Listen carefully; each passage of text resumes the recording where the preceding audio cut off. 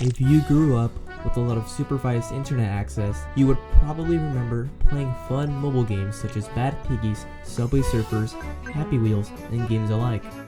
You would remember getting a Happy Meal each time you stopped by Mickey D's. Plain, of course. Nobody likes veggies. Nerd. But if you grew up with a lot of unsupervised internet access, you will remember stumbling across a cheerful little show called Happy Tree Friends. I mean, just look at him. Isn't he just the sweetest? Must be his unlucky day. What about this thoughtful gentleman? It's jelly, not blood. It's delicious strawberry jam. How about this cheerful chap? Oh my. This show isn't for kids or big babies. Someone stop this madness.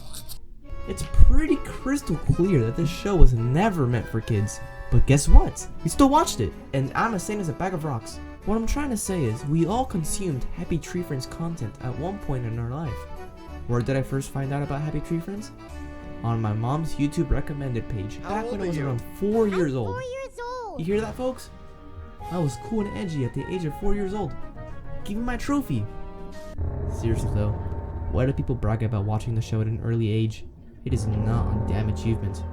In this video, I'll be talking about the current state of Happy Tree Friends. How did it start? How did it all go bad? To understand how this green bear developed a severe case of combat-induced psychosis, we have to travel back to ancient times. The year is 1999. The internet does not have YouTube, TikTok, or high-definition streaming.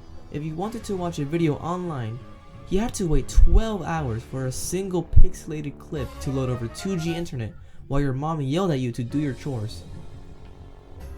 Enter Mondo Media. They weren't a bunch of edgy teenagers animating in their parents' basement. They were a legit media company looking for the next big hit. One day, an animator named Rod Montijo drew a little yellow rabbit, who would later become Cuddles, on a scrap piece of paper with the words, "Resistance is futile," written underneath. They took that cute, innocent art style, mixed it with the graphic violence of a Terrifier film, and animated it using Macromedia Flash, which is now called Adobe Animate. Macromedia Flash changed everything because it utilized vector graphics instead of traditional hand-drawn animation. This meant animators could create clean, infinitely scalable character rigs that could be skewed, sliced, and duplicated with a single click. It allowed a tiny team at Mondo Media to pump out hyper-detailed, clean, gory episodes smoothly without spending millions of dollars drawing every single drop of blood by hand. The first episode, Spin Fanonia, dropped in around 1999 or 2000. It was short, it was brutal, and it shocked millions. You see, the early 2000s web thrived on shock value. This was the era of creepypastas, scary maze games, and viral jump scares. Happy Tree Friends didn't just succeed because it was violence, it succeeded because it deliberately tricked people. Parents thought they were letting their kids watch a totally innocent show, only to walk back into the living room and see a deer getting turned into a smoothie via a blender. It was absolute genius marketing by accident.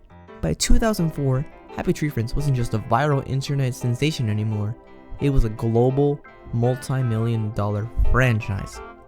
The show was pulling in over 15 million views per month on their website, which back in 2004 was basically the equivalent to Mr. Beast posting a new video. Heck, HTF has even won awards. Soon enough, Mondo Media was sitting on a literal gold mine of edgelord cash. They started selling merchandise globally.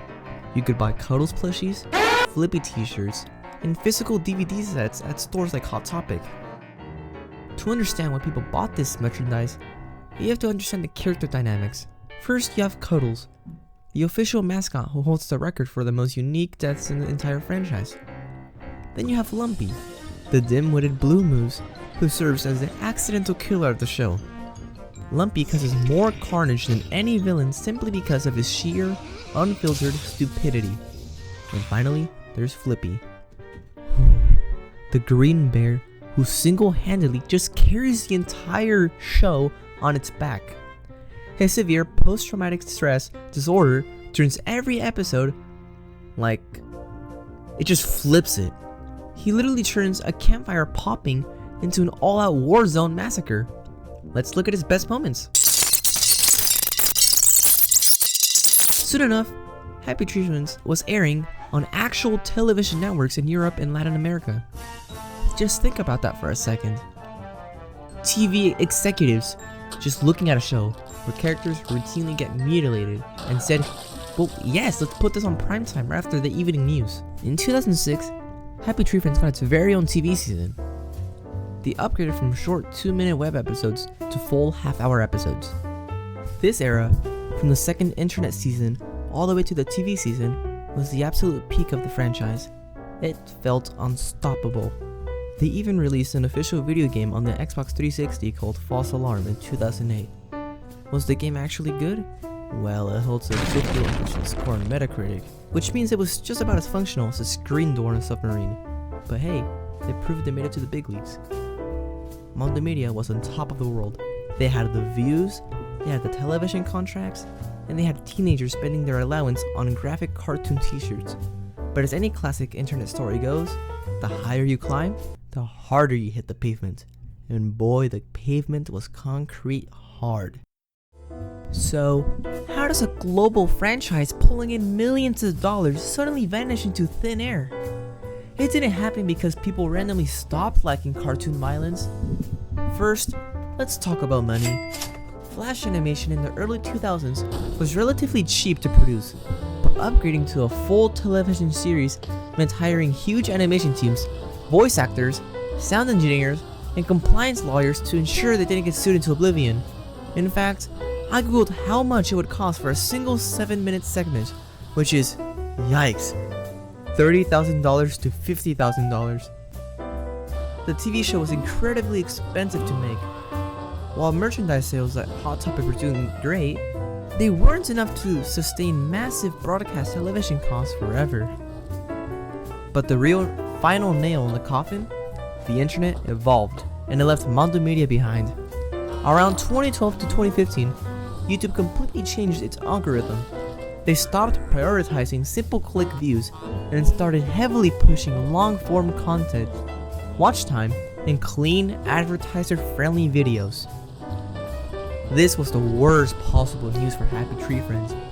Their entire brand was built on short, 2-minute episodes filled with explicit graphic violence. YouTube's new automated bots started actively hiding or demonetizing anything that looked remotely like blood. Overnight, Mondo Media's main digital library went from a money printing machine to an algorithmic nightmare. Advertisers pulled out, revenue cratered, and creating new episodes became a quick way to lose money. It wasn't just individual clips getting hit either. The TV series was noticeably more gruesome than the original web shorts.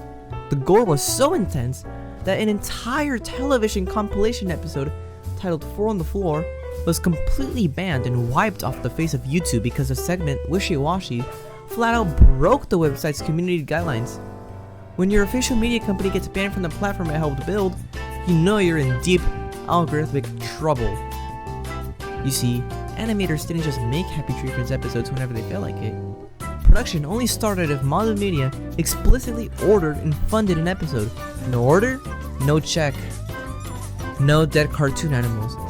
Because of this chaotic setup, the franchise was repeatedly plagued by massive, soul-crushing production draws, known as hiatuses. And trust me, these were not your average summer breaks. The first major disappearance happened right in the middle of their mainstream peak. After releasing the episode Suck It Up in May 2006, the internet shorts completely vanished for 14 months. Why? Because the entire animation team was drowning in the massive production workload of the 2006 television series. But that was nothing compared to the absolute psychological warfare Mondo Media pulled on its audience during their second major hiatus in 2010. For over a year after See You Later Elevator, canon episodes ceased to exist. Instead, Mondo Media released these tiny 1-minute clips called HTF breaks. And the punchline? The end of these clips literally featured the phrase, "Happy Tree Friends is dead," slapped right across the logo. The studio was actively trolling their own fanbase into thinking the show was cancelled until a later clip showed Lumpy physically erasing the words. Talk about deadpan corporate humor. Then came the dark ages. from 2014 to 2016, the main series went radio silent for 2 whole years after the episode Dream Job. Rumors spread widely. Was it cancelled? Not exactly. Mondo Media was trying to produce an official, full-length Happy Tree Friends feature film. But according to tweets from the creator Ken Navarro, production on the movie hadn't even started.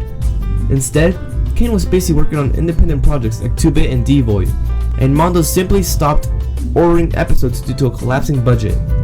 They eventually tried to fix their bank accounts in late 2016 by dropping 5 exclusive Still Alive episodes behind a paid digital download wall. But let's be honest, the Still Alive package did not do well. Ken openly admitted the sales fell completely flat. This failure kicked off the absolute mother of all drama, a historic, mind-boggling 7-year hiatus that lasted from December 2016 all the way to July 2023. The show almost missed an entire decade with 0 content. The franchise survived a global pandemic, a total internet landscape shift, and years of 0 content before finally re-emerging from the grave in 2023 with the Crackback Show video game crossover. We are not talking about the NFTs. Wait, did you just say new content? Happy Tree Friends. That's it. 3 simple words is all that was posted on Mondo Media's YouTube channel. And those 3 words were all that was needed to have people speculating if HCF was coming back. And those 3 words were all that was needed to spark absolute chaos across the internet. Fans who hadn't seen a new frame of animation in nearly 7 years began wildly speculating. Was it a reboot? A new season? A final farewell? Mondo Media kept feeding the fire. A week later, they dropped another text simply reading, "Are going to." By the time they uploaded the teaser clip titled "Come Back," featuring distorted, unreleased footage and a creepy, chopped-up version of the iconic theme song, the internet community completely lost its mind. This show wasn't just creeping out of the grave, it was running full speed back into the modern media landscape. On September 27th, 2023, the mystery wrapped up with a double drop, a literal supply crate from Fortnite. Mondo Media announced an official crossover DLC with the shooting up game, The Crackback Show. To promote the expansion pack, they blessed the community with their first official animated episode in over half a decade. An irregular episode titled Too Much Screen Time. Sounds very fitting, considering that we barely get episodes over 3 minutes long. The animation was crisper and smoother, and many people liked this animation style, comparing it to the late Season 2 style, but the absolute skull-crushing brutality remained exactly the same. The formula still worked. It proved that the internet's appetite for cute animals meeting horrific fates never truly faded. So where does the franchise stand today in 2026? Mondo Media has launched a $3 monthly channel membership program to let the community fund brand new exclusive episodes directly. They bypassed the ad filters completely by relying on core fans.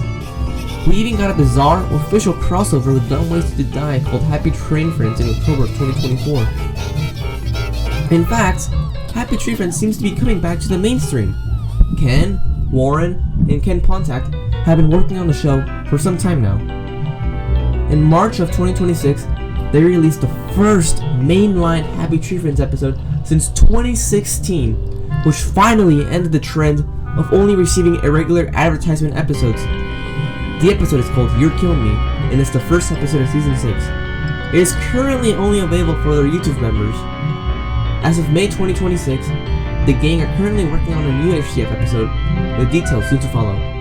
What we know so far is that Crow Marmot will star in it, making it his first starring role since 2006. Happy Tree Friends isn't the massive television titan that it used to be during the Hot Topic era of 2006, but it survived the absolute worst algorithmic shifts the internet could throw at it. Thank you for taking your time to make it here. Now that you have finished watching the entire video, you know whether or not you like the video. If you like this, consider liking the video and subscribing. People like you keep me on YouTube, and with your support, I can make it into the big leagues and start blessing the algorithm with my content.